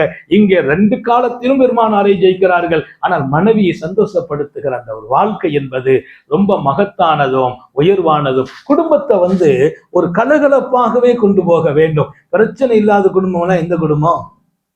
சில நேரத்துல மனைவி செயல் நமக்கு பிடிக்காது. ஒரு ஆரம்பத்தில் இருந்த சில நேரத்துல அவங்க அழகு கூட கொஞ்சம் குறையலாம். ஆரம்பத்தில் இருந்த அழகு கொஞ்சம் குறையும். குழந்தைகள்லாம் பெற்றெடுத்த பின்னால அழகுங்கிறதோ மனைவியினுடைய ரசனை என்பதோ கல்யாணத்துக்கு பின்னால் இருக்கக்கூடாது. கல்யாணத்துக்கு பின்னால் அவர்கள் மீது நமக்கு அன்பும் அவர்கள் மீது இரக்கமும் வர வேண்டும். நிக்காவுக்கு பின்னால நம்ம மனைவி காலமெல்லாம் அவர்களை நாம் பாதுகாக்க வேண்டும், உயர்த்த வேண்டும். அவர்கள் மேல்நிலை பெறுகிற இடத்துல கொண்டு உட்கார வைக்கணும். யாரு கேட்டா அவங்க மனைவி, அந்த அந்தஸ்து அவர்களுக்கு நாம் கொடுக்கணும். என் நம்முடைய பிள்ளைகளை பெற்றெடுத்து தந்தவர்கள், என் பிள்ளையின் தாய், அந்த இடத்தை யாரும் பெற முடியாது. இதை விட அழகான ஒரு பெண் எனக்கு மனைவியா வந்தாலும் என் பிள்ளையின் தாய் என்ற ஸ்தானம் அந்த பெண்ணுக்கு தானே சொந்தம். தாய் அல்லவா? அப்ப இந்த வாழ்க்கையினுடைய அருமை என்பது விளங்கணும். நிறைய பேர் இழந்த பின்னால விளங்குறாங்க. ஆஹா, மிஸ் பண்ணிட்டோமே, மனைவி இருக்கும்போது ஹெல்ப் பண்ணாம போயிட்டோமே, அவங்களை சந்தோஷப்படுத்தாம போயிட்டோமே என்று ஒருத்தர் சொன்னார். உண்மையிலேயே நான் ரொம்ப அந்த இடத்துல அது பல தடவை நினைச்சு நான் என்னுடைய லைஃபை சரி பண்ணேன். ஒருத்தர் வந்தார் மகரிபு நேரம், அதனால அவர் சொல்லாரும் அழுதுட்டார். ஒரு 32, 33, 40 வயசுக்குள்ள இருக்கும். ஹஜ்ரத் என் மனைவி கொஞ்சம் சோமில்லாம இருந்தாங்க. நான் பொதுவா மனைவிட்ட கொஞ்சம் பேசுவேன், அவங்க பேசுவாங்க, அப்படி போயிடும். சோமில்லாம இருந்தாங்க. எனக்கு அவர் டிரைவரா இருக்கிறார். மனைவி சோமில்லாம இருந்தாங்க. அவங்க ஏதாவது ஒண்ணு சொன்னா எனக்கு டென்ஷன் ஆகிட்டே இருந்துச்சு. நான் கொஞ்சம் ரொம்ப பேசிட்டேன். இன்னைக்கு காலையில ரொம்ப பேசிட்டேன். அவங்க அப்போ அமைதி ஆயிட்டாங்க. அவர் ரெண்டாவதும் அந்த விஷயத்த சொன்னாங்க. என்னால ஏற்க முடியல. கொஞ்சம் கூடுதலா சத்தம் போட்டு அவங்க கண்ணீர் வெடிக்க வச்சுட்டேன். ஹஜ்ரத், இன்னைக்கு சாயந்தரம் மக்ரிப்ல அவங்க மௌத்தா போயிட்டாங்க. என்னால தாங்க முடியல ஹஜ்ரத். அது அழுதாரு பாருங்க. நான் பல கட்டத்தில் அதை நினைச்சு பார்த்தது. அவர் பள்ளிக்கு தொலை வர்றாரு. அவரை நான் பார்க்கும் போதெல்லாம் அவர் சொன்ன அந்த வார்த்தை, நான் அந்த அவங்க போற அன்னைக்கு அது விளங்காம நான் ரொம்ப பேசிட்டேனே, நிறைய சந்தோஷம் கொடுத்துருக்கேன். அவங்க சோமில்லைங்கிற போது அவங்க திரும்ப திரும்ப சில செய்திகளை சொன்ன போது நான் ரொம்ப பேசிட்டேன். நான் அவங்க கண்ணீர் வடிச்சாங்க இன்னைக்கு. அந்த நிலையில என்னை விட்டு பிரிஞ்சுட்டாங்களே. அவரால் இன்னும் ஜீரணிக்க முடியல. நான் அதை பலமுறை சிந்தித்தேன். இருக்கிற போது அவர்களை நாம் காயப்படுத்தி அனுப்புவதா? அவர் நியாயப்படுத்தல, தப்புங்கிறாரு, ஆனா பேசிட்டார். இப்ப அவர் நினைக்குவாரு நீ போவாங்கன்னு நினைச்சிருக்க மாட்டாது. நீ போவாங்கன்னு அவருக்கு தெரியாது, அந்த அம்மாவுக்கும் தெரியாது நம்ம போவேன். ஆனா சில உரிமைகளை பேசுறாங்க கணவன். சரி, கொஞ்சம் காது கொடுத்து கேட்டுக்கலாம்னா, என்னுடைய வேலை நிமித்தமாக அவசரத்துல கொஞ்சம் வேகமா நான் பேசினேன், கொஞ்சம் திட்டி போட்டேன் அவங்க அழுதுட்டாங்க. மாலையில நான் வெளியில போயிட்டு வர்றதுக்குள்ள அவங்களுடைய சக்கரத் ஹாலாகி வஃபாத் ஆயிட்டாங்க. இருக்கும்போது உணருங்கள், மனைவியின் இடத்தை இன்னொருவரால் நிரப்ப முடியாது. என் மனைவிக்கு பின்னால் இன்னொரு கல்யாணம் முழிச்சாலும் அந்த இடத்தை அவர்களால் கொடுக்க முடியாது. அது ஒரு தனி இடம். அந்த இழப்புக்கு நிகர் ஒன்றுமில்லை. எப்படி தாயின் இடத்தை யாராலும் நிரப்ப முடியாதோ, ஒரு தந்தையின் இடத்தை யாராலும் நிரப்ப முடியாதோ, அதே போல் மனைவியின் இடம். நம்மோடு 40 ஆண்டுகள் 50 ஆண்டுகள் நம்மோடு மூச்சுக்காற்றை சுவாசித்தவர்கள் இல்லையா? 25 வயசுல நிக்காக ஆகுது, 60 வயசு வரைக்கும் 70 வயசு வரைக்கும் 2 பேரும் எங்க போனாலும் போறது. வீட்டுக்கு வந்தோம், சந்தோஷமோ இல்லையோ, மனைவி இருந்தால் அந்த வீடு ஒரு ஆறுதல் நமக்கு. அவங்க இல்லாத அந்த வீட்டில் நீங்கள் நுழைந்து பார்த்தால் தெரியும் அந்த கஷ்டம் என்ன. நீங்க 2 பேரும் ரொம்ப நேரம்லாம் பேசல, ரொம்ப நேரம்லாம் அப்படி எல்லாம் பழகல கொள்ளல, ஆனா வீட்டுல அவங்க இருக்கிறாங்க, நீங்க வந்து உட்கார்ந்துருக்கீங்க, கொஞ்ச நேரம் பேசிட்டு இருக்கிறீங்க. அவங்க இல்லைன்னா அந்த இடம் வெற்றிடம், காலியான இடம். வீட்டுக்கு வர்றதுக்கே சில நேரத்துல மனசு கொள்ளாது. நான் அப்படி பல பேர்களை பார்த்தேன். நான் அல்லாஹ்ட்ட துஆ செய்றேன், அல்லாஹ் எங்க மனைவியர்கள் ஹயாத்தை நீளமாக்கி வைப்பாயாக. வாழணும், ஆரோக்கியத்தோடு வாழணும். எனவே நாம் ஒரு அழகான இந்த வாழ்க்கையில், அற்பமான இந்த உலகத்தில் சில அவசரங்களுக்காக அவர்களை பல நேரங்களில் காயப்படுத்தி விடுகிறோம், அவர்களை சிரமப்படுத்தி விடுகிறோம், கஷ்டம் கொடுத்து விடுகிறோம். அது எந்த வகையிலும் நாளைக்கு நீங்க நினைத்தால் திரும்ப கிடைக்காது. நினைத்தால் திரும்ப கிடைக்குமா? ஒரு காலம் கிடைக்காது. காத்தமுன் நபியின் ஸல்லல்லாஹு அலைஹி வஸல்லம் இத்தனை பெரிய அந்தஸ்தில் இருந்த போதிலும் அந்த சந்தோஷப்படுத்தும் இடத்தை அவங்க மிஸ் பண்ணவே இல்லை. ரசூல் ஸல்லல்லாஹு அலைஹி வஸல்லம் சில நேரத்தில் நமக்கு பிடிக்காது நடக்கலாம், நடக்கத்தான் செய்யும். பெருமானார் ஆயிஷா நாயகியுடைய வீட்டுல இருக்கிறாங்க. பெருமானாருடைய மனைவிமார்கிட்ட ஒரு பழக்கம் என்னன்னா, நபி என்ன பிரியமா சாப்பிடுவாங்களோ அதை கவனமா வச்சிருப்பாங்க. ஏன்னா பெருமானார் வாரத்துல ஒரு நாள் ஒரு மனைவி வீட்டுக்கு வர்றாங்கன்னா, என்னைக்கு வர்றாங்களோ அன்னைக்கா காத்து இருப்பாங்க. அவங்க விருப்பமான பொருளை செய்து கொடுப்பாங்க. மனைவி அவங்க அந்த இடத்துல இருப்பாங்க. நபிக்கு எது சந்தோஷம் அளிக்கும், நபி எதை விரும்பி சாப்பிடுவாங்க, அதுலயே கவனம். இன்னைக்கு எல்லாம் நிறைய வீட்டுல நம்ம விருப்பமா இருக்குன்னு கேட்டாலும் கிடைக்கிறது இல்லை. ரொம்ப பிரியமா இருக்குமா, இன்னைக்கு கொஞ்சம் இப்படி சாப்பிடலாம்னு நினைக்கிறேன். என்னைக்குதான் உங்களுக்கு பிரியம் இல்லை? டெய்லி என்னத்தையாச்சும் கேட்டுக்கிட்டே தான் இருக்கிறீங்கன்னா நம்ம சீக்கிரமா சொல்லி முடிச்சிடும். இவரும் சும்மா இருக்கிறதுல டெய்லி என்னத்தையாச்சும் போட்டு பாடுபடுத்துறது. பெருமானாருக்கு எது பிரியம், அதுலயே கவனம் கூடுதல். அப்படி ஒரு கவனம். ஆயிஷா நாயுடைய வீட்டுல அண்ணலா இருக்கிறாங்க, அவங்க பிரியமான உணவுகள் எல்லாம் செய்து கொடுக்குறாங்க. அவங்க இன்னொரு மனைவி அன்னை ஸைனப் ரலியல்லாஹு அன்ஹா, அம்மாவுக்கு ஒரு ஆசை, பெருமானார் கொஞ்சம் பிரியமா சாப்பிடுவாங்க, கொஞ்சம் இனிப்பு பலகாரத்தை பிரியமா சாப்பிடுவாங்க, அதை கொஞ்சம் செய்து கொடுத்து அனுப்புறாங்க. இங்க இருக்கிற போது அவங்க வீட்டுக்கு வரும்போது செய்து கொடுப்பாங்க. அம்மாவுக்கு ஒரு சந்தோஷம், கொஞ்சம் இனிப்பு பலகாரம் இருந்துச்சு, கொடுத்து அனுப்புறாங்க. யாருக்கு? ரசூல் ஸல்லல்லாஹு அலைஹி வஸல்லத்துக்கு. அவங்க வீட்டு அடிமை அதை கொண்டு வருகிறார். அந்த அடிமை பெண் என்று ஒரு செய்தி. அந்த அடிமை பெண் கொண்டு வருகிறார். அன்னலாரின் வீட்டு கதவு தட்டப்பட திறக்கப்பட்டுச்சு, கையில பாத்திரத்தோடு நிக்கிறாங்க. அன்னை ஜைனபு நாயகி கொடுத்து அனுப்புனாங்க. நபிக்கு விருப்பமான உணவு, பிரியமா சாப்பிடுவாங்க. ஐஷா நாயகி வேகமா ஓடி வந்துட்டாங்க. ஏன்னா அவங்க வீடு இல்லையா, அவங்க பிரியமா செய்து கொடுக்கறாங்க. அவங்களுக்கு கோபம் வந்துச்சு. அன்னை ஆயிஷா வந்த ஸ்பீட்ல ஓங்கி ஒரு அடி, அந்த பாத்திரம் கீழே விழுந்து சுக்குநூறா, பாத்திரம் உடைஞ்சு போச்சு. இந்த மண்பாண்டங்கள் தானே அன்னைக்கெல்லாம் பாத்திரங்கள், மண்பானை, மண்பானையில தான், மண் குடம் எல்லாமே மண்பானை, மண்பானை மண் சட்டி, அதுல சமைச்சு சாப்பிட்ட உணவுகள் எல்லாம் உடலுக்கு ஆரோக்கியமா இருந்துச்சு. மண் பாத்திரம், மண் பானையில தான் சோறாக்குறது. ரொட்டி சுடுறது மண் சட்டி தான், ஆணை வைக்கிறது, கறி வைக்கிறது எல்லாம் மண் சட்டி தான். அது அவ்வளவு ருசியா இருக்கும். இப்போ அதெல்லாம் இல்லை. ஆனா இப்ப புதுசா யாராச்சும் சில பேர் மண்பானை உணவு கடை அப்படின்ட்டே போட்டு வச்சுட்டாங்க. ஏன்னா அதை தேடி இப்ப எல்லாரும் போறாங்க. ஏன் மண்பானை சாப்பாடா அப்படின்னு. மண்பானை சாப்பாடு எல்லா வீட்லயும் ஆக்கப்பட்ட போது அது நமக்கு ரசனை தெரியல. மண் பாத்திரம் அம்மா கொண்டு வர்றாங்க, அதை உணவு கொடுத்து வர்றாங்க. எதை? பலகாரம், இனிப்பான பலகாரம், அவங்க பிரியப்படுறத.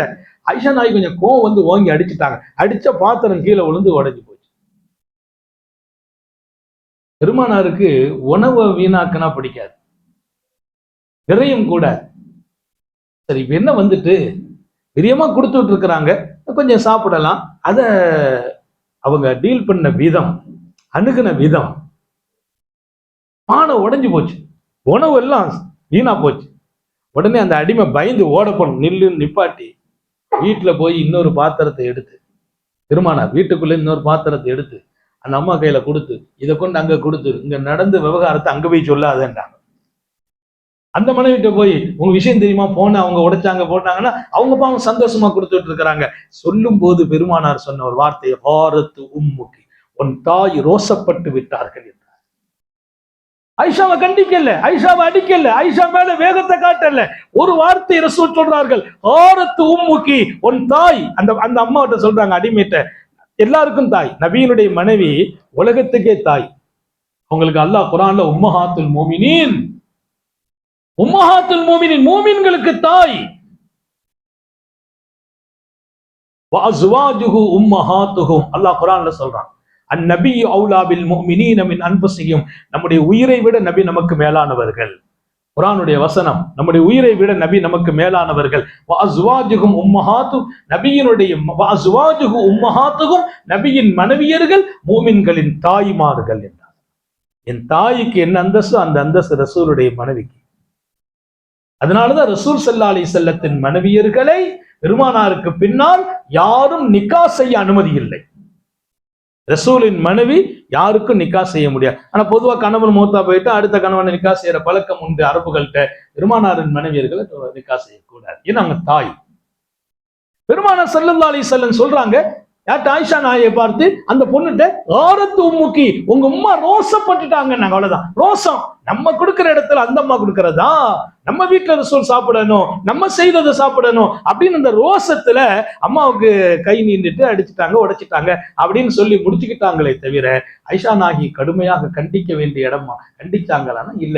இதுதான் அன்னலாருடைய அருமையான ஒரு வாழ்க்கை. அதனால மனைவி தப்பு பண்ணிட்டாங்க கண்டிக்கல அப்படி இல்ல, உன் தாய் ரோசப்பட்டாங்க அப்படின்னு சொல்றாங்களே, அதுல ஒரு அழகான கண்டிப்பு. ரோசப்பட வேண்டிய இடத்துல ரோசப்படணும், இப்படி எல்லாம் ரோசப்படுறதா அம்மாவுக்கு ஒரு வகையான பாடமும் இருந்தது அதுல. அதே சமயம் அந்த பெண்ணுக்கு சொல்லிக் கொடுக்கிற விதம் இப்படி அமைந்தது. சர்க்காரை ஆலம் ஸல்லல்லாஹு அலைஹி வஸல்லம்.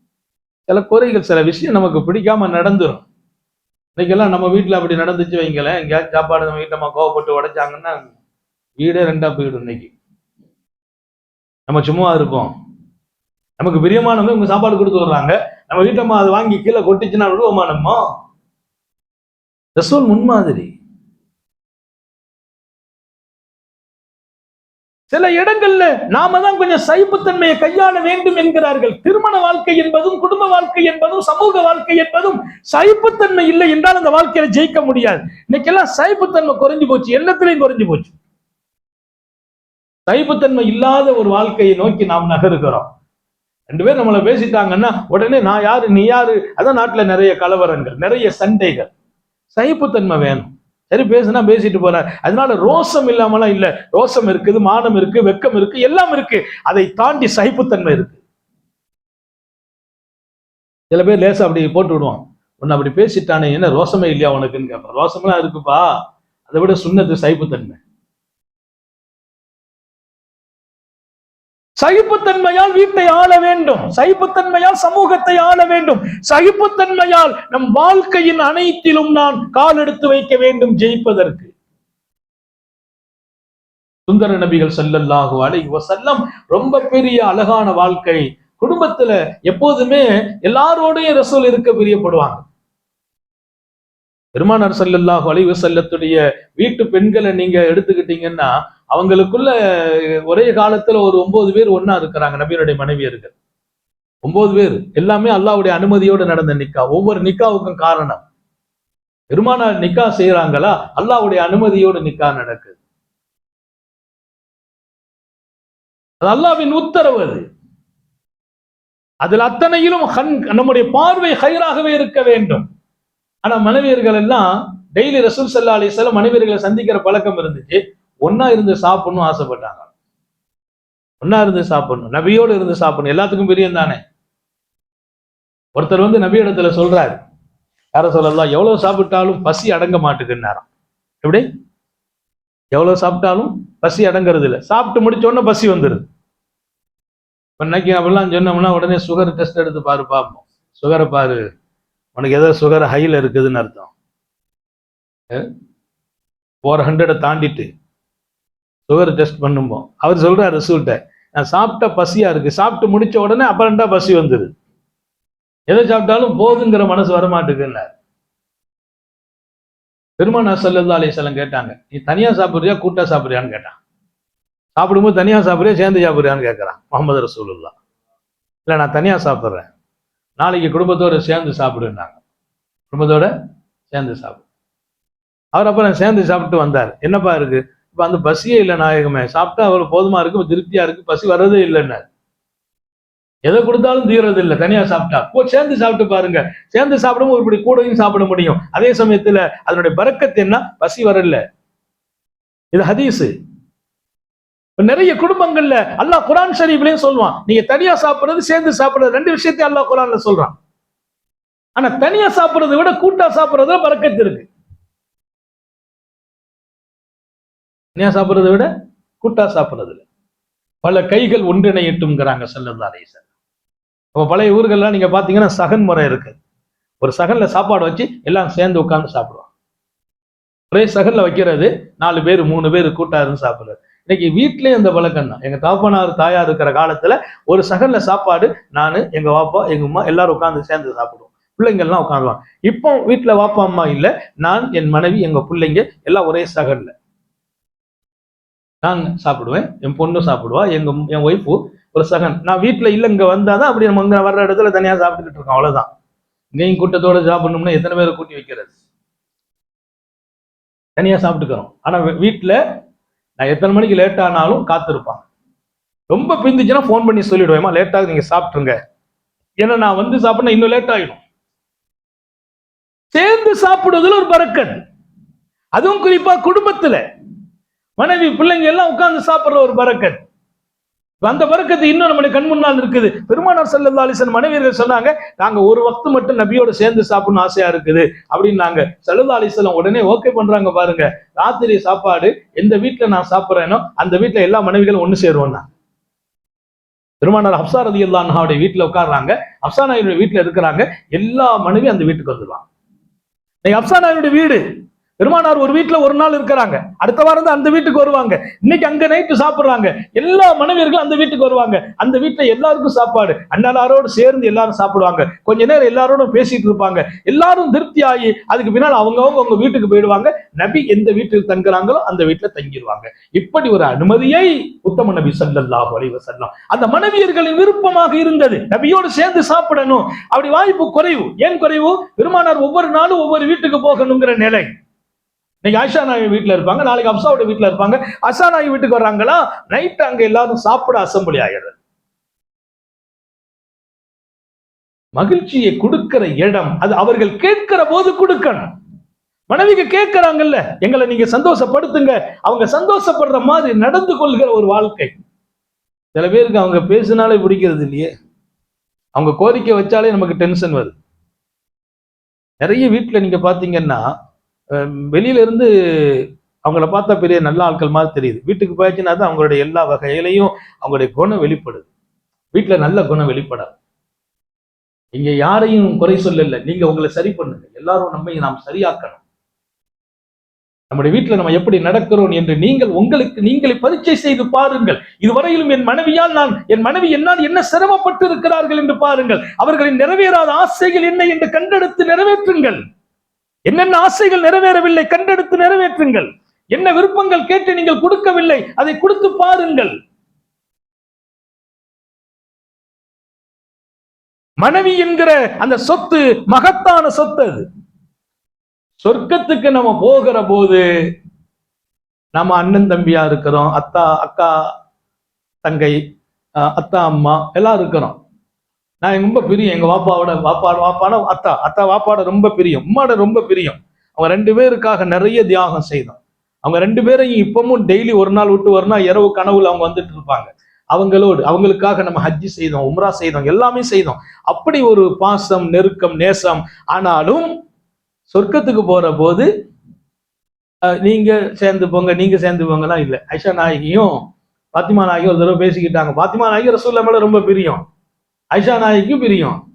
ஆயிஷா சொன்னாங்க, எல்லா பிரியம் இருக்கட்டும், நாளைக்கு சொர்க்கம் போகணும்னு சொல்லும் போது அவரவர் தன் கணவனோடு தான் போகணும். நீ அப்போ அலிநாயகத்தோட போ, அலி ரலியல்லாஹுடைய கையை பிடிச்சுதான் நீங்க போகணும், நான் ரசூலுல்லாஹுடைய கையை பிடிச்சிட்டு போவேன்.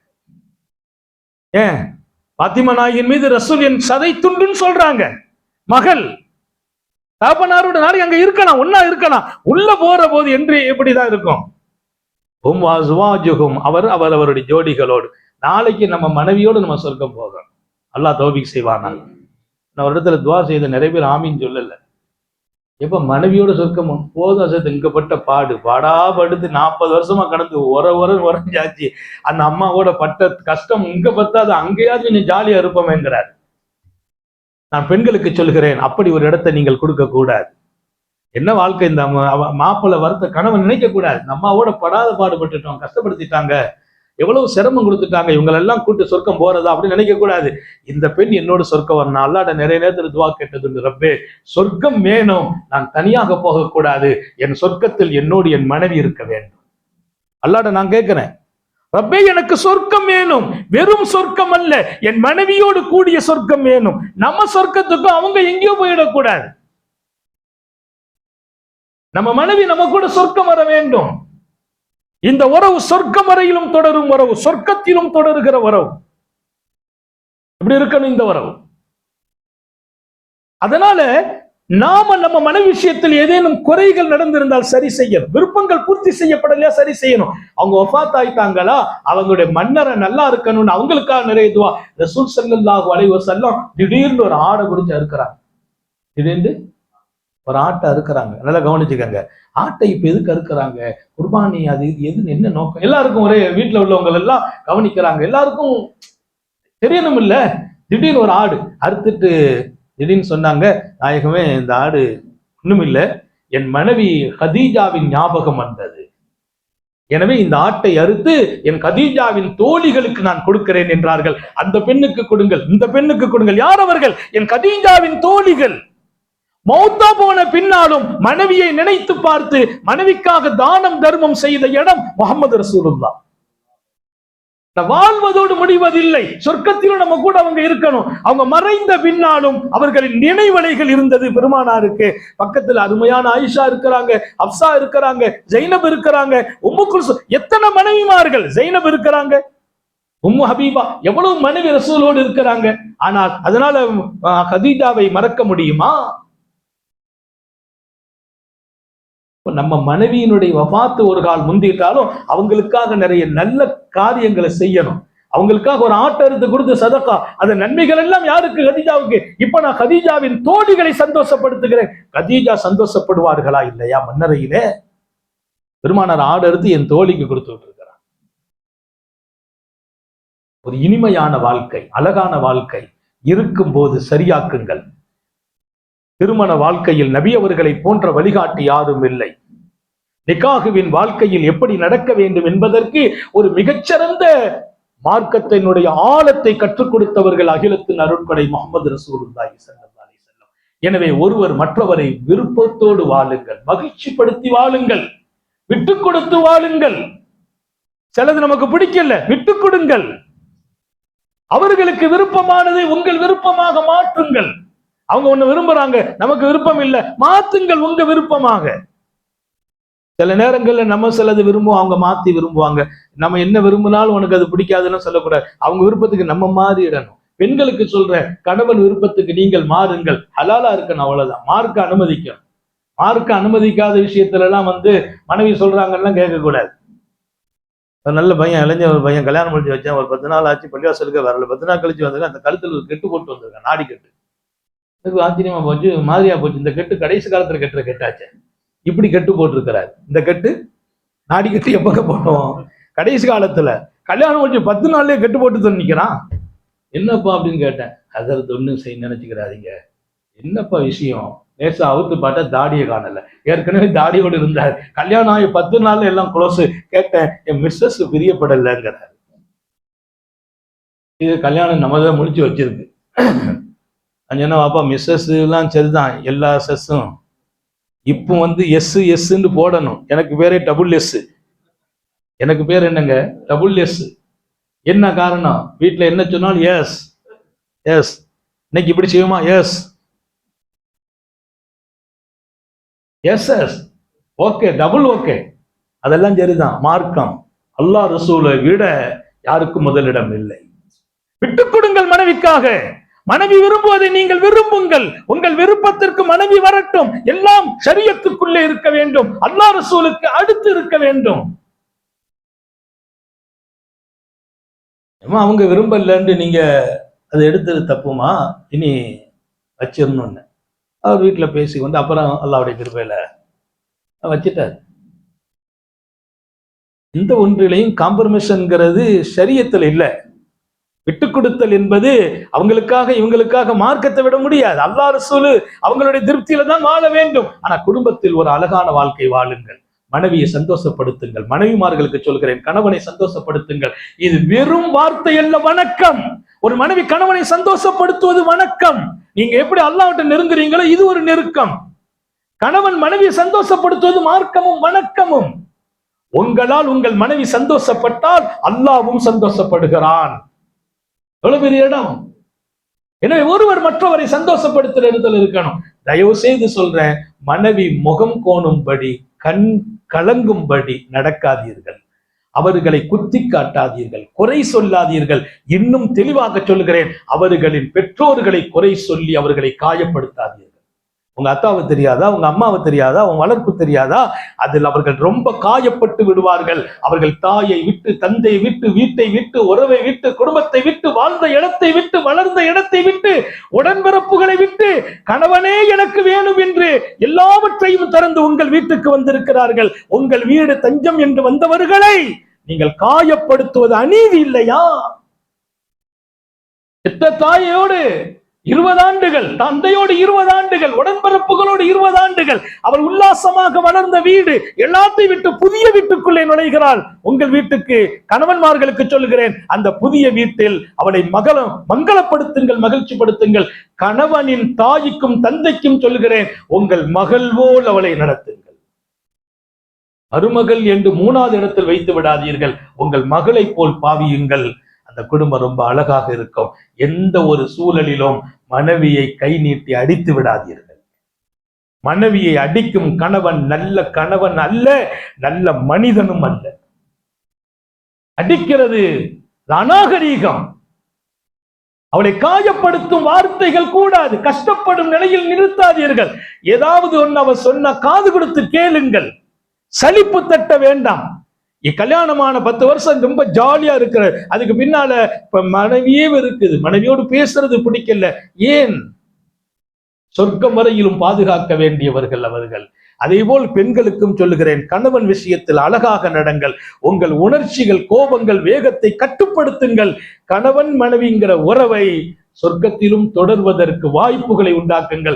அல்லாவை வணங்குவதில், வழிபடுவதில் நீங்க தொழுகிறதை போல் உங்கள் மனைவியை தொழச் சொல்லுங்கள். உங்கள் மனைவி கணவனை தொழச் சொல்ல வேண்டும். ஒரு நல்ல பெண் யார் என்றார்கள் நபிகள் நாயகம்? ராத்திரி எழுந்திரித்து தான் ஒதுவு செய்து தான் தொழுவதற்கு முன்பு தன் கணவனை எழுப்புவாள். கணவன் எழுந்திருக்க மறுத்தால் லேசா தண்ணி தெளித்து எழுப்புவாள். அவளே சிறந்த பெண். நல்ல கணவன் யார்? மனைவியை எழுப்புவார். மனைவி தூக்கத்தில் எழுந்திருக்க மறுத்தால் லேசா தண்ணி தெளித்து கணவனை, மனைவியை எழுப்பி விடுவாரே, அவரே நல்ல கணவர். அப்போ ஒரு மனைவிக்கு கணவனும், கணவனுக்கு மனைவியும் மார்க்கத்திலும் அல்லாஹ்வை ரசூலை அடைவதிலும் ஒருத்தருக்கு துணையாக இருக்க வேண்டும் என்கிறார்கள் சாந்த நபி ஸல்லல்லாஹு அலைஹி வஸல்லம். அதனால சந்தோஷம், ஜாலி எல்லாம் இருக்க வேண்டும். பிள்ளைகள் வளர்ப்புங்கிறது நேத்து நிறைய சொல்லிட்டேன். நமக்குள்ள இருக்கிற ஜாலி சந்தோஷங்கள் என்பது எந்த வகையிலும் தடையில்லை, மார்க்க நிழலில். அதே சமயத்தில் அல்லாஹ்வோடு அழகிய தொடர்பை நீங்கள் பெற வேண்டும், மனைவியை பெற செய்யணும். மனைவி பெற வேண்டும், கணவனை பெற வைக்க வேண்டும். அல்லாஹ் தௌஃபீக் செய்வானாக. ஒரு அருமையான குடும்ப வாழ்க்கையை நம்முடைய குடும்பத்தில் அல்லாஹ் நிழலாட செய்வானாக. இதுவரையிலும் கசப்பான நிகழ்வுகள் நடந்தால் இன்றே சரி செய்ய தௌஃபீக் செய்வானாக. ஏதோ மனைவி அடிச்சிட்டோம், கஷ்டப்படுத்திட்டோம்னா வீட்டுல போய் சீதேவிட்ட மன்னிப்பு கேளுங்க. ஒரு இமேஜ் எல்லாம் ஒன்றும் குறையாது, கௌரவம்லாம் ஒன்றும் குறையாது. மனைவிட்டு போய் மன்னிப்பு கேட்கறதா? அப்படிலாம் ஒண்ணும் இல்லை. அதே மாதிரி பெண்களுக்கு சொல்றேன், கணவனுக்கு ஏதாச்சும் கஷ்டம் நடந்திருந்தா இன்னைக்கே மன்னிப்பு கேளுங்க. உங்க வாழ்க்கை என்பது ஒரு ரசனையானது, மகிழ்ச்சியானது, மங்களமானதும். வீடு அமைதியா இருக்கணும், வீட்டுல சந்தோஷம் கிடைக்கணும். அந்த வீடே நல்ல வீடு. கணவன் வீட்டுக்கு வந்தா சந்தோஷமா வரணும். அப்படி நீங்கள் நடங்கள். அதனாலதான் ஒரு பெண் எல்லா வகையிலும் தன்னை அழகுபடுத்த வேண்டும், அலங்கரிக்க வேண்டும். யாருக்காக?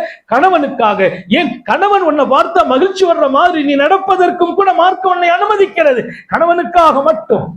அதே போல ஒவ்வொரு ஆணும் தன் மனைவி திருப்தி படுற மாதிரி தன்னை எல்லா வகையிலும் அழகாக ஆக்கி வைத்திருக்க வேண்டும். அழுக்கு இல்லாமல், கரை இல்லாமல், நறுமணத்தோடு ஒரு கணவன் மனைவியோடு இருக்க வேண்டும். இப்படி எல்லாம் மார்க்கம் சொல்வதின் நோக்கம் சந்தோஷம். ஒருவரை பார்த்து இன்னொருவருக்கு காலத்தால் அழியக்கூடாது.